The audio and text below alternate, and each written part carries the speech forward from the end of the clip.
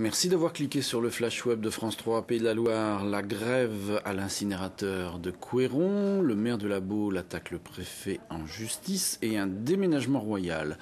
Mais tout d'abord, Charline et Julie ont été placées en famille d'accueil. Les deux fillettes avaient disparu du domicile de leur maman samedi à la Flèche dans la Sarthe. Elles ont été retrouvées hier en fin d'après-midi, saines et sauves. Les enquêteurs tentent d'identifier un couple inconnu avec qui les deux sœurs seraient parties après avoir obtenu l'autorisation de leur maman.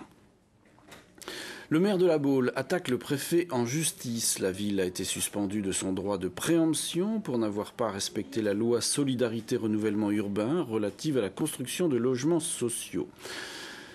À Nantes, les salariés de l'usine Arc-en-Ciel de Couëron, plus précisément, sont en grève aujourd'hui de 14h à 22h. L'un des leurs a été licencié en juin dernier alors qu'il avait refusé l'exécution d'une tâche qui ne relevait pas de sa compétence.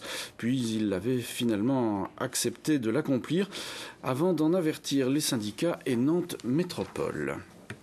L'affaire donne lieu à 15h à un rendez-vous pour une tentative de conciliation au prud'homme. En Sarthe, à Trangé, les parents d'élèves ont finalement obtenu gain de cause. Un 9e instituteur a été affecté à l'école Jean Mermoz ce matin. C'est ce qu'il réclamait depuis la rentrée scolaire.